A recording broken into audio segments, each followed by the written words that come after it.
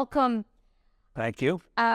So Silicon Valley Bank and this whole digital run on the banks, is this a banking crisis? Is that what we're facing right now, or how would you describe it? There's always a tendency to fight the last war, the last one being 2008, 2009. Right. And then banks were loaded with bad debt, bad loans, inadequately capitalized, very, very high leverage. What's happened since 2008, 2009, including Basel III, as they call it, all the international banks, the biggies, have to meet certain capital requirements, is that the banking system as a whole is very well capitalized. That's why in the Federal Reserve has brimming amounts of reserves from banks because they're paying them a nice rate of interest. So there's not a lack of liquidity in the banking system.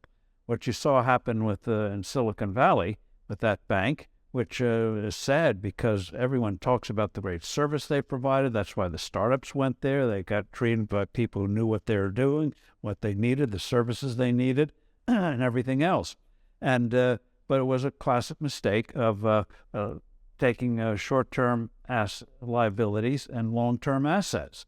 When you take $80 billion of 10-year mortgages at an interest rate of 1.8%, and you have interest rates are going and interest rates are going up, and you don't bother to hedge, you got a problem. And when you got in trouble, they did not reach out the way they should have, as a normal bank would, and say, "We got a problem." And they would have to dilute the equity, but there would have been equity at the end of the day. The bank easily could have been saved. Well, and so it's a different crisis. But what's happened, this gets to the root of it, is that after 2008, 2009, with no empirical evidence at all the central banks, led by the Federal Reserve, decided we need a low interest rate environment.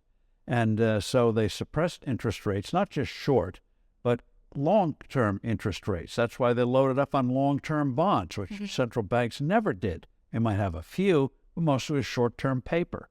And so they loaded up by the trillions and suppressed interest rates. Politicians loved it. Why? Because they could now spend and borrow, and the cost went down. Yeah. It'd be like taking your credit card, borrowing $20,000, and your monthly payment goes down.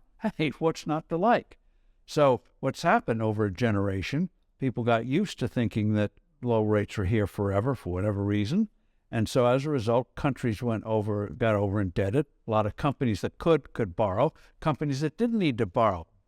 Why would Apple borrow tens of billions of dollars? Because it was free. Yeah. And the interest was deductible. So you skewed the credit markets. You put a lot of people in jeopardy as soon as rates started to rise and you started to pay real interest rates with inflation, which is what happens when you have lockdowns and easy money in the sense of reducing the value of your currency. You got a big problem. And so what's amazing is so far we haven't had a big international crisis yet. I don't know what country will precipitate it or what institution will precipitate it abroad. But here at home, it's not just a few banks that are going to be in trouble. A lot of companies are suddenly going to be, Well, that's interesting because I think obviously this is a case where they came in and they rescued the depositors. The creditors, to your point, I guess in essence. Well, the creditors, they realized that if they wanted to avoid the word bailout. Right. And so what they made sure was the unsecured creditors get wiped out. They made sure the shareholders are going to get wiped out.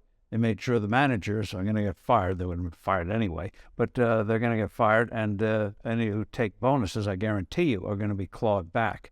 So they try to cover themselves politically, say we're just saving the depositors. That short term works. But longer term, are you going to have a situation where people don't care where they put their money because it's all insured, no matter where, Right. no matter what All the bank does. are off, right? Yes, and so a bank can offer, now they say, well, regulation will prevent it. Well, regulation, more and more regulation means banks will have less latitude to make loans. We were chatting earlier, before we came on here, that once upon a time, local banks were the biggest source of money for startups.